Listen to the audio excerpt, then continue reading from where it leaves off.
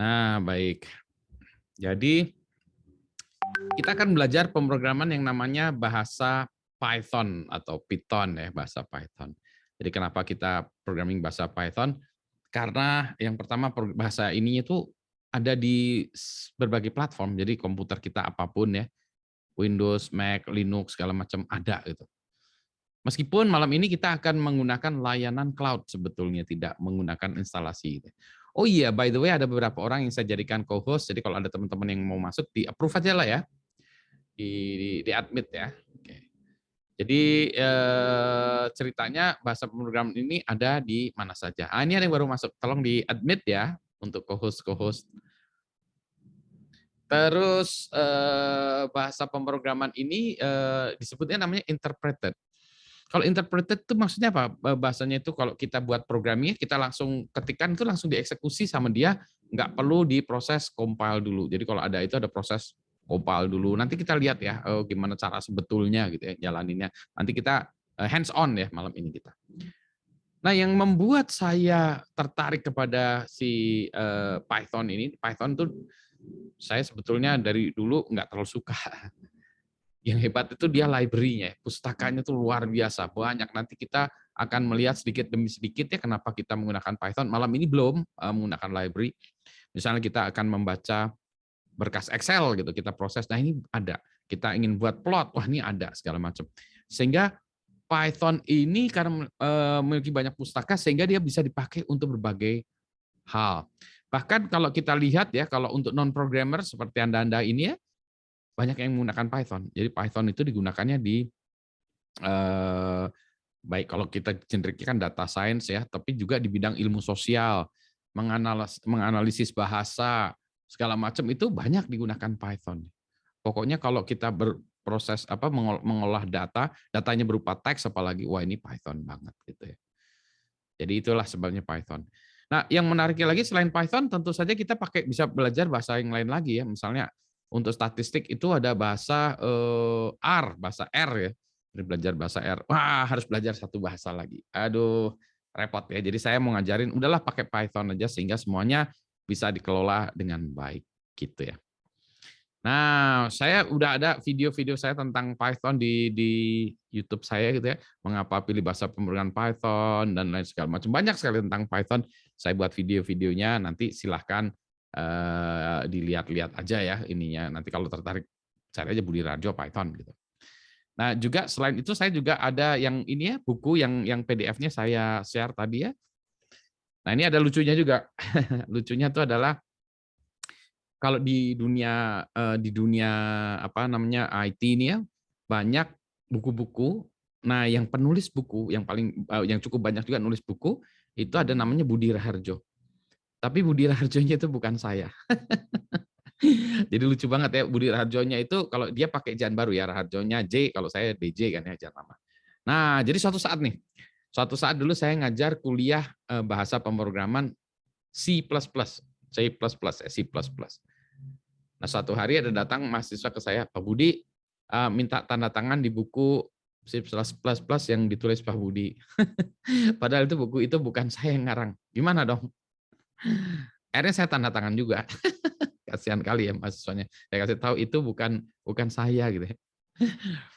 Jadi ada banyak buku Java juga itu bukan Budi Raharjo yang saya, dan si Budi Raharjo yang ini juga sempat menjadi mahasiswa saya.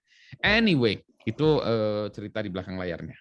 Baik, sebelum mulai kita ada pertanyaan dulu, general tentang bahasa pemrograman atau apa sebelum kita masuk ke programming sesungguhnya. Belum ada ya? Nah, baik. Kita akan mulai pemrograman. Nah, nanti kita akan mencoba yang namanya Google Colab.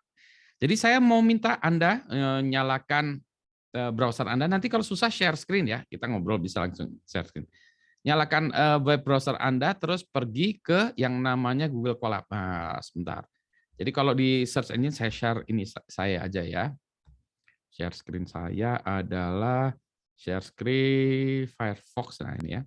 Jadi saya ini Colab gitu ya. Colab ini kan kolaboratori Google. Nah ini. Jadi kalau nanti diklik ini welcome to Laboratory Google Research, klik ke situ. Nah, saya tungguin dulu. Nah, silakan. Sambil saya nunggu yang sudah ketemu kayak gini, ya, yang sudah ketemu kayak gini, kasih jempol di ininya supaya saya bisa ngelihat ini progresnya. Ya. Jadi kita tunggu rame-rame. Saya lihat dulu ini di kelas.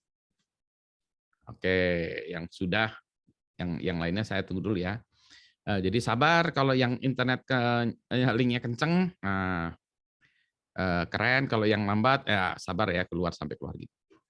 Nah, ceritanya tadi sebetulnya sambil ini jempol-jempolnya ya, saya lihat saya nungguin jempolnya sampai penuh semuanya ya. Oke.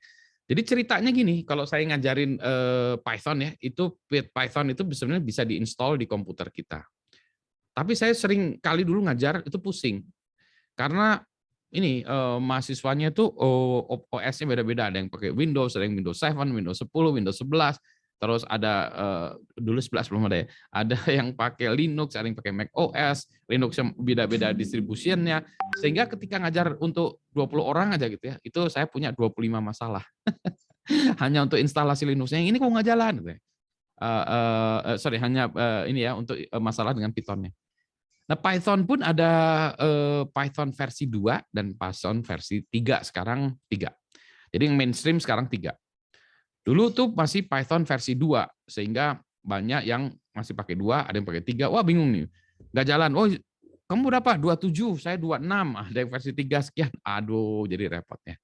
Maka saya lebih baik menggunakan fasilitas Google Colab sehingga satu kelas sama semua. Ya. Nah, kalau dilihat di Google Colab ini, di bagian bawah ini ada yang biru, ini namanya New Notebook. Coba diklik di sana. Klik New Notebook. Nah, nanti keluar layanan seperti ini. Ya, masih loading, klik gitu ya. Nah, seperti ini. Lagi-lagi kalau sudah kasih jempol kalau udah keluar kayak gini. Oke, saya lihat ya. Dah ya. Nah, yang terjadi sekarang adalah kita masing-masing kita ini menggunakan layanannya cloud-nya Google. Namanya Google Compute Engine. Jadi kita ini diberikan layanan untuk melakukan komputasi di sana, buat program segala macam ya. Nah, dengan Google ini. Oh iya, Ria, silahkan. Kalau ada itu angkat tangan mau tanya. No, sir. Salah, sir. Harusnya tadi wrong, sir. Thank you, sir. Oke, nggak apa-apa ya, Ria. Nggak apa-apa. Oke, ya. Nah, jadi kita ini dikasih layanan si Google ini, jadi seolah-olah kita punya satu mesin, ya, satu mesin yang ya namanya di sana gitu ya, di cloud sana.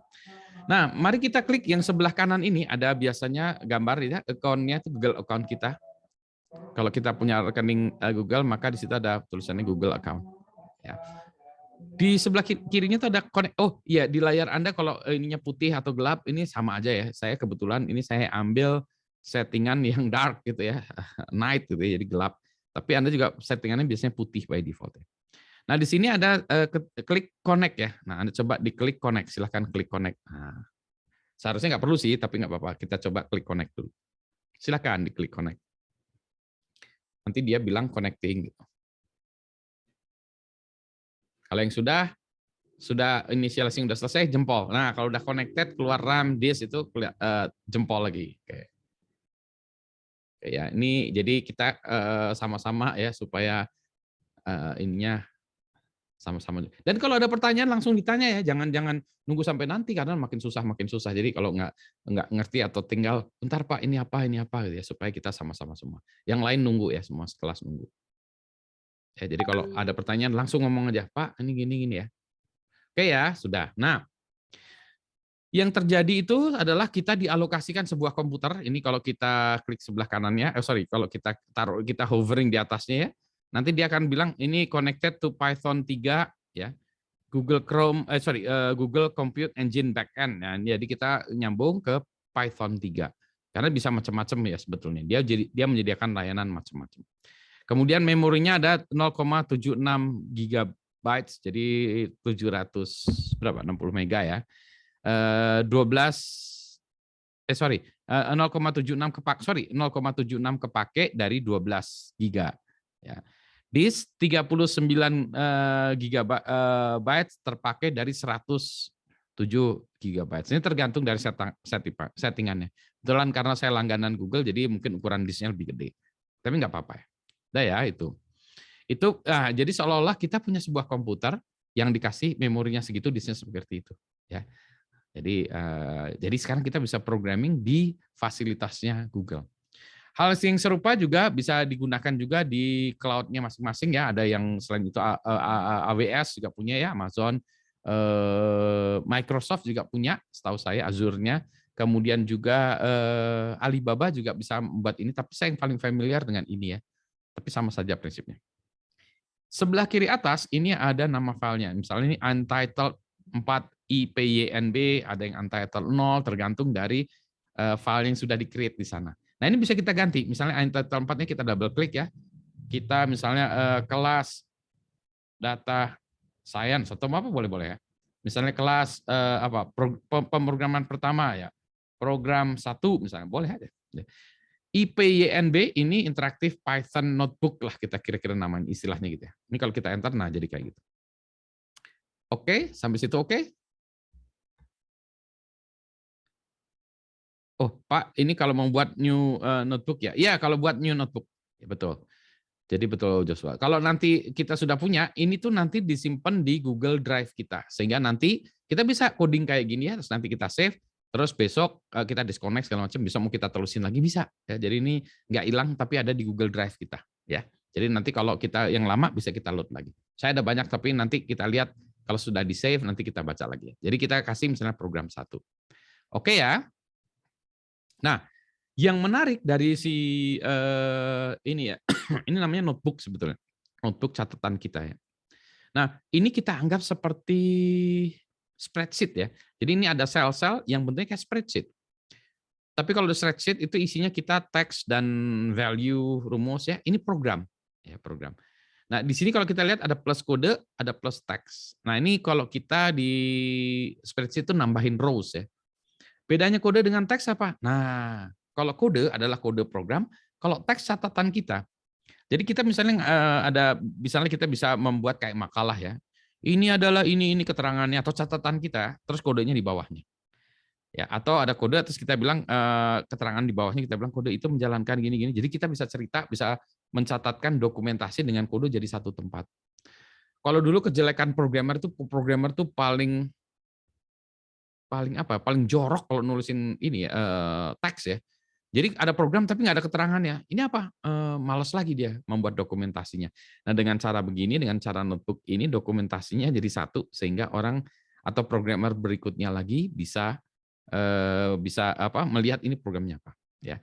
Katakanlah kita punya code. Kalau saya klik lagi, nah dia buat baris lagi tuh buat baris lagi ya. Jadi dia kayak sel tadi ya. Kalau selnya ini mau kita delete, sebelah kanan itu ada tempat sampah. Keranjang sampah kita delete ya. Oke ya. Mari kita buat coding kita pertama. Biasanya coding pertama adalah tulisannya print ya, kurung buka, tanda petik hello world misalnya. World ya. Nah, ini adalah kode pertama kita dan kita bisa jalankan kode kita dengan ini, segitiga ini. Cleng gitu. Yes, Joshua. Pak, mohon maaf nih tadi saya ada skip 1. Kalau misalnya sudah masuk yang collab.research, berarti kita connected to host mantan atau gimana ya? Gimana? Ah, coba di share screen-nya gimana? Di share screen-nya. Oke. Saya langsung dari sini ya, Pak. Sorry. Share screen Anda, boleh. Karena sudah saya allow supaya kita lihat. Start. Oh gitu. Oh, kalau ini dari Zoom-nya nggak bisa share screen, harusnya bisa share screen. Nggak bisa, Pak. Nggak bisa? You cannot start share screen share while the other party is Kenapa nggak bisa ya? Sebentar, harusnya bisa. Sebentar ya, saya pastikan dulu bahwa semua orang bisa share screen. Mungkin karena Bapak masih share, Pak. Oh ya, mungkin saya masih share ya. Coba saya stop ya. Nanti Anda coba share screen ya. Oke, coba share screen supaya bisa kelihatan. Oke, sebenarnya sorry Pak. Ini tampilan saya Pak. Ini dari layar aja. Oke, kamera nggak kelihatan. Oh, nggak kelihatan. Oke. Kecil di saya. Saya pindah dulu deh Pak, sorry Pak.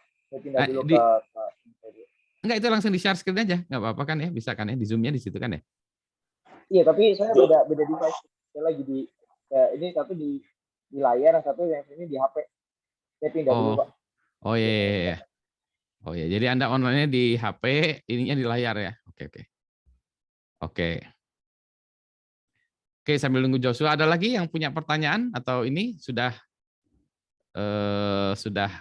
ini ya, programnya udah jalan kah? Buat kayak print tadi? Coba ya. Wah, udah jempol semua ya. Mana tadi? Oke ya. Nah, jadi good, Anda sekarang sudah menjadi programmer. Jadi programmer. Nah, ini ya. Nah, Anda coba ganti-ganti hello world-nya. Misalnya hello Budi ya, ganti ya. Dia akan memprintkan apapun. Nah, pencet segitiga tadi untuk ngerunnya lagi. Gitu ya.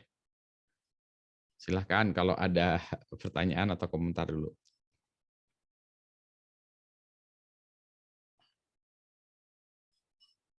Tidak ada? Nah, kalau kita teks kita bisa buat catatan ya. Program di atas itu program di atas menunjukkan apa ya, contoh apapun data merupakan apalah terserah ya, merupakan kode pertama saya gitu ya. Di sini teksnya sebelah kanan itu ini hasil ini. Sir, sorry for interrupt, Ya. Sir. Ya. Sir, kenapa punya saya ini ya, Sir, name error ya, Sir? Nah, coba tunjukkan layarnya. Saya stop share screen, ganti share screen. Coba.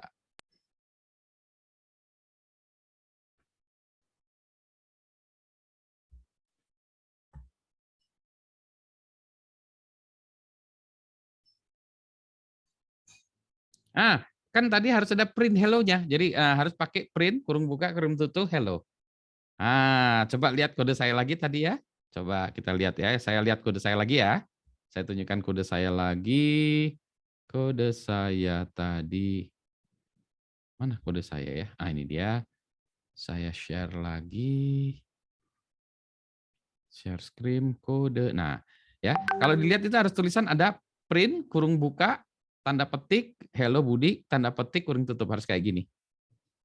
Oke, Sir. Thank you, Sir. Ya, dicoba lagi. Oke. Ya. Silahkan, yang lain. Sudah oke? Nah, kalau mau buat lagi ya, kita mau ada di sel mana, kemudian ini yang teks nggak perlu amat ya. Kita bisa klik kode lagi, nah dia turun ke bawah lagi. Jadi kita bisa buat lagi nih, print. Apa? Selamat malam ya, kita ini. Pak, sorry Pak, saya yang tadi saya bilang. Ya, silakan, Sob. Saya kok lost ya, boleh. Ya, silakan share screen ya. Boleh ditukar dulu Pak, saya mau share ya, oke.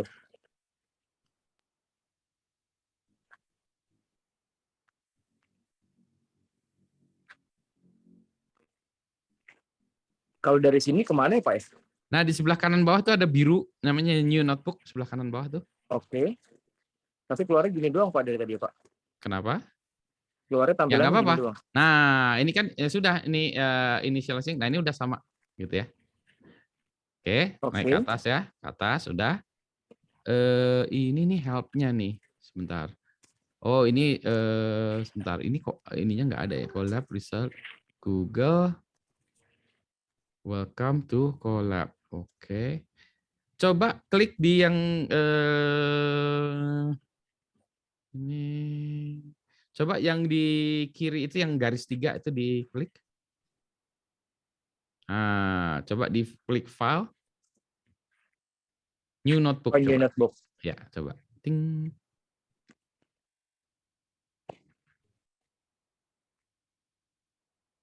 Kita tunggu. Ding ding ding ding ding ding.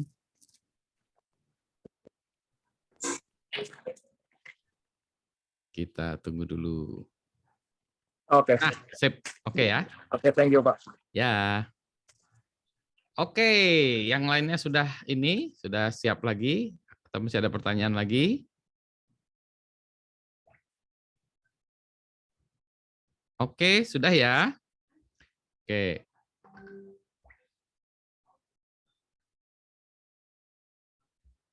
Tuh ya.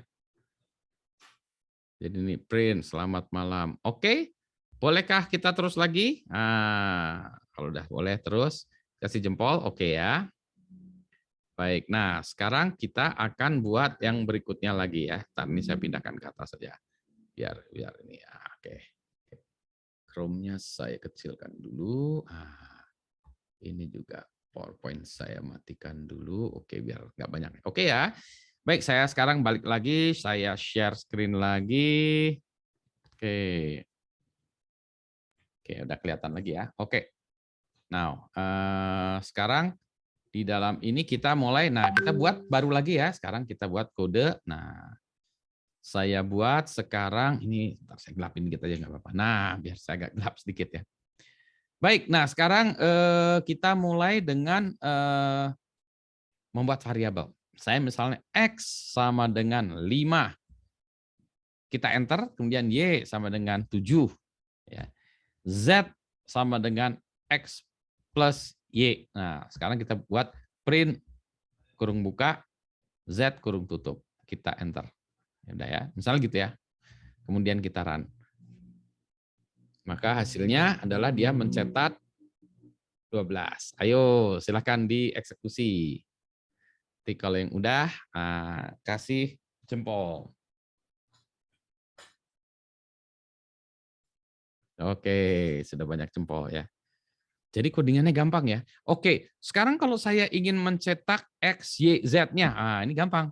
Maka ini yang Z ini saya gantikan dengan X, Y, Z. Nah, maka dia akan mencetaknya 5, 7, 12. Jadi koma itu akan mencetak variabelnya X, Y, Z gitu ya. Dan dia akan dipisahkan dengan spasi. Sementara di tulisan ini sebenarnya nggak masalah, ini mau saya buat gini-gini nggak apa-apa masalah. Hasilnya kan tetap sama gitu ya. Ya. Silahkan dicoba. Ya. Oke. Silahkan gitu.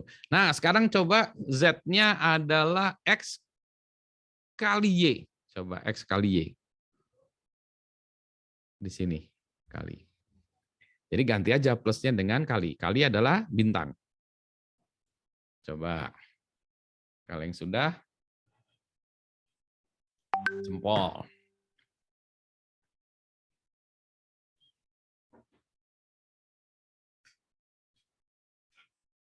Oke.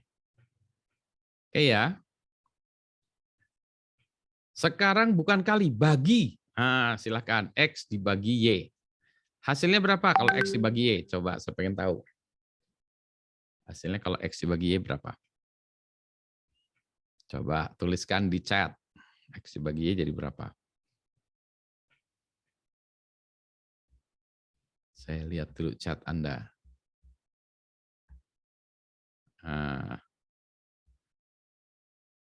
Tekan ya. Ya, jadi ada 0,71 sekian-sekian ya Z-nya gitu ya, bisa kalau ada print 5-nya ya, X-nya juga bisa ya. Nah, kalau kita lihat tuh gini ya, kalau tadi dia tambah-tambahan ya, misalnya tadi ya kalau kita lihat, nah ya gini. Ntar saya cobain dulu ya. Seperti Anda juga, maaf nih kok saya nggak ada. Oke. Bagi saya jalankan ya. Nah, kalau Anda lihat angka 5 dan 7 itu bilangan bulat ya. Kalau bahasa pemrogramannya adalah bilangan integer, bilangan bulat. Bilangan bulat dibagi dengan bilangan bulat. Nah, ini kita baru bilang sebentar. 5 dibagi 7 kalau bilangan bulat dibagi bilangan bulat, kalau ini harus outputnya bilangan bulat, maka hasilnya akan 0 ya. Tetapi dia bilang, oh ini Anda mau melakukan operasi seperti ini ya. Ya udah kalau gitu bilangan Z-nya saya menjadikan bilangan real ya, bilangan real. Maka dia itu 0,71 sekian gitu ya. Nah, yang menarik coba ya, misalnya, angkanya ini ya, nah 1 ini dibagi 3 ya. Kemudian nanti di sini ya, Anda coba lagi ya, misalnya Anda adalah, apa, kita taruh enter gini, A sama dengan Z dikali 3, dikali 3 lagi ya. Nah, kalau di print A hasilnya berapa? Saya pengen tahu print A hasilnya berapa. Anda print lagi A. Nah.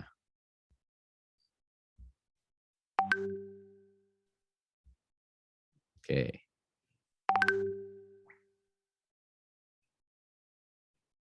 Coba.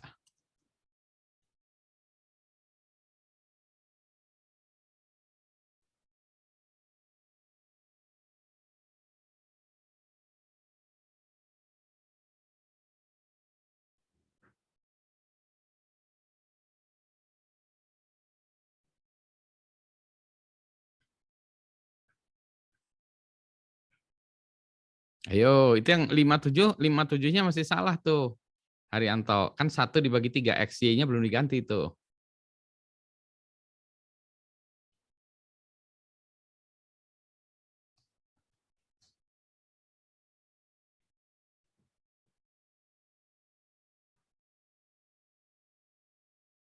Ya, silakan komentar. Nah, silakan komentar.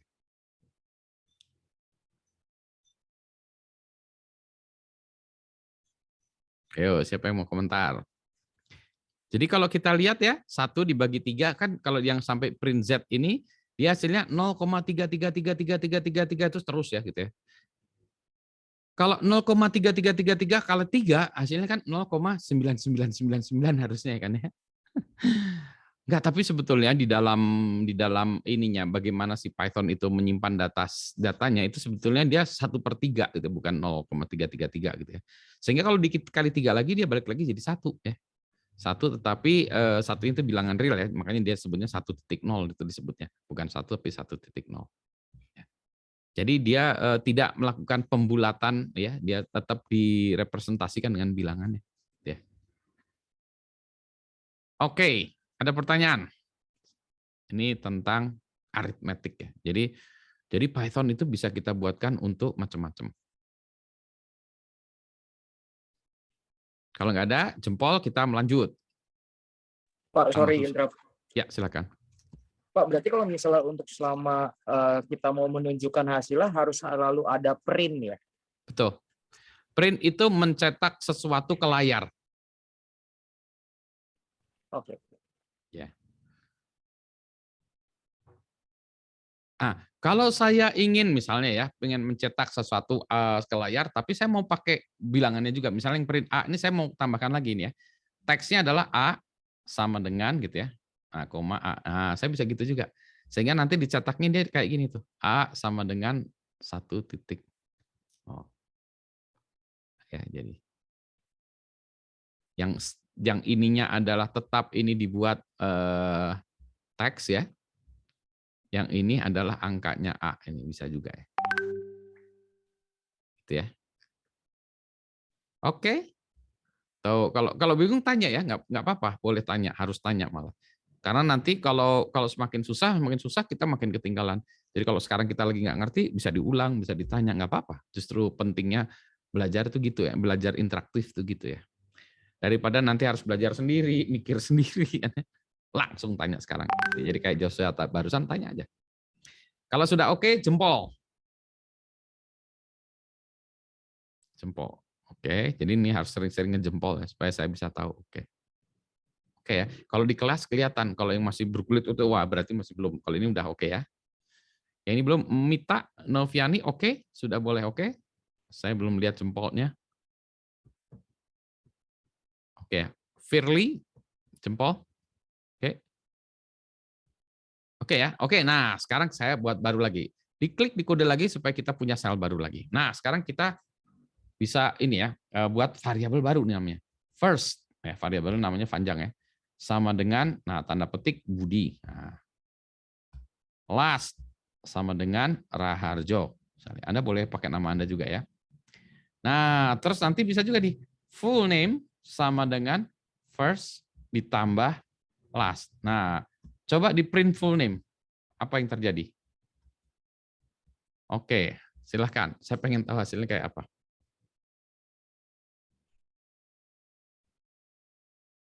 Tampilkan hasilnya, coba.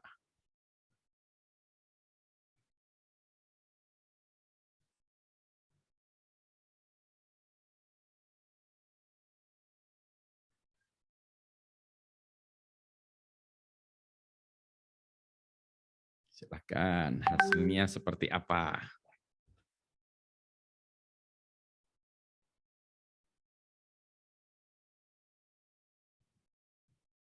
Tampilkan di chat Anda ya.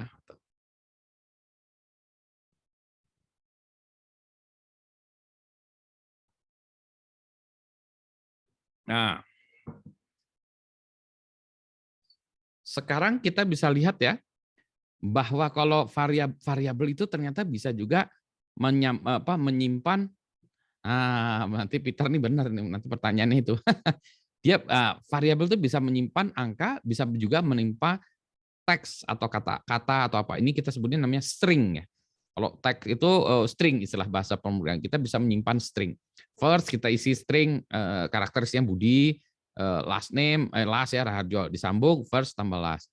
Jadi kalau plus di dalam konteks kalau variabelnya string itu disambungkan, atau dengan kata lain adalah concatenate. Nah, karena itu first-nya bentuknya kayak gitu, Budi dan Raharjo, maka pasti concatenate, nyambung ya first name dan last name. Nah, pertanyaan Peter Sinaga, gimana kalau ingin ada spasi? Ayo ngeprint aja. Variable first dan last-nya nggak boleh diutak-atik. Tapi saya pengen tahu hasil akhirnya kalau ditampilkan ada spasinya gimana. Ayo, silakan. Kreativitas Anda gimana? Coba. Bagian print-nya tuh gimana? Atau kodenya gimana? Ide Anda gimana supaya ada spasi? Nah, Gandri boleh kayak gitu. Ada lagi, silakan. Ada lagi.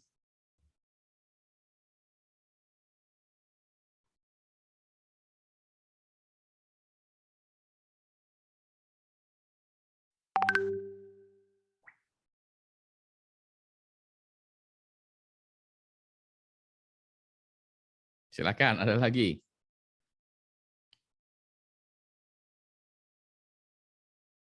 Ada cara lain lagi nggak?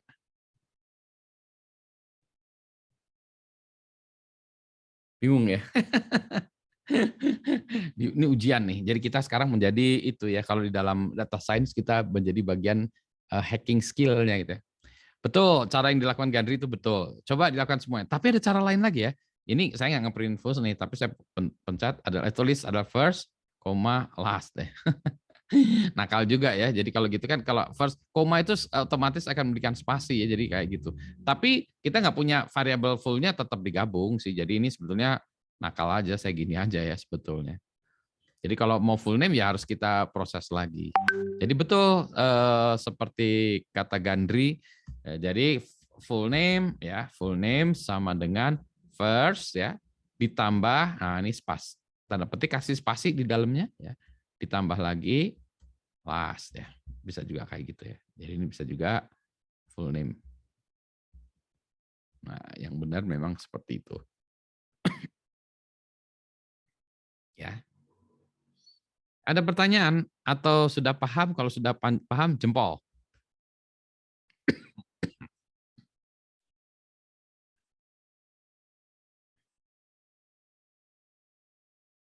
Ya, Diki. Saya masih error, Sir. Show me your screen. Saya stop dulu.